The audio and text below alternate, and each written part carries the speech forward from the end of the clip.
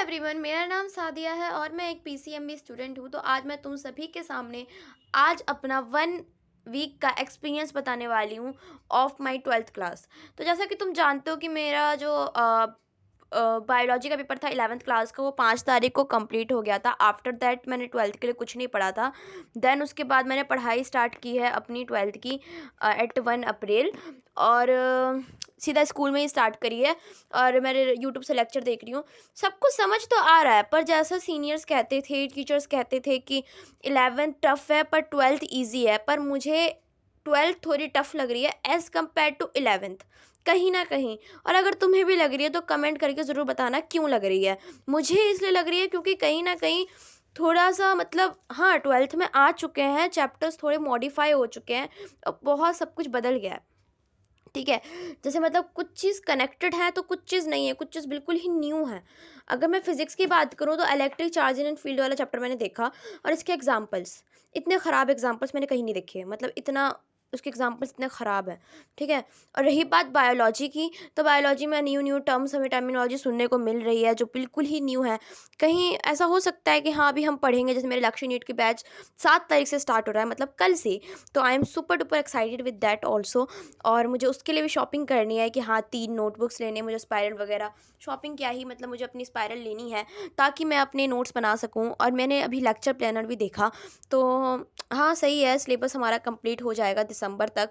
And सही है, time भी कंप्लीट हो जाएगा। और केमिस्ट्री, सबसे बड़ी बात तो केमिस्ट्री, मेरी केमिस्ट्री में 11th की भी ख़राब थी और इसकी 12th की तो मुझे लगी रही है केमिस्ट्री। क्योंकि 12th की जो केमिस्ट्री का पहला chapter that it is solution, और उसमें मैं कर रही हूँ, मतलब इतना लेंथी लेंथी चैप्टर भाई फिजिकल केमिस्ट्री के। मैं तो बस वेट कर रही हूँ कि कब सुधांशु सर पढ़ाएंगे हमें लक्ष्य नीट में। और जल्दी से इस, मतलब वहाँ पे लेक्चर प्लानर में दे रखा है कि जून तक आपके 3 चैप्टर जो हैं हमारे ख़त्म हो जाएंगे फिजिकल केमिस्ट्री के, हमारा सिलेबस कंप्लीट हो जाएगा जून तक। तो मैं उनसे पढ़ना चाहती हूँ क्योंकि मुझे उन्हीं से समझ आती है। तो देखते हैं क्या होता है। बट मैं वीडियोस डालती रहती हूँ, व्लॉग डालती रहती हूँ। अगर तुम मेरे चैनल पे नए हो तो सब्सक्राइब ज़रूर कर देना, क्योंकि तुम सब वीडियो देखते हो पर सब्सक्राइब नहीं करते। सब्सक्राइब कर देना, और अगर तुम पहले से ही सब्सक्राइब कर रखा है तो लाइक करके कमेंट करके चले जाया करो, ठीक है। तो अगर मैं बताऊँ यहाँ पे बायोलॉजी के बारे में, बायोलॉजी में इतनी नई नई टर्मिनोलॉजी आ चुकी है, क्या ही बताऊँ। और एक तो चैप्टर बिल्कुल ही अलग हो गए हैं, बहुत ज़्यादा ही, मतलब 10th से सुपर डुपर रिलेटेड है। तो 10th की साइंस कहीं ना कहीं रिवाइज़ करनी पड़ेगी इन सब के लिए, बट इतनी रिवाइज़ करने की ज़रूरत नहीं है। और 11th का जो पहला चैप्टर है that it is sexual reproduction in flowering plants, it's too good. तो ये मुझे बहुत पसंद आया चैप्टर, क्योंकि ये पहले ही हमने पढ़ रखा था, मॉर्फोलॉजी से कनेक्टेड है ये। और हाँ, केमिस्ट्री। तो अभी तक मेरे को तुम्हें पता है कि मैं एक पीसीएमबी स्टूडेंट हूँ, बट मैंने मैथ्स खोल के भी नहीं देखी है।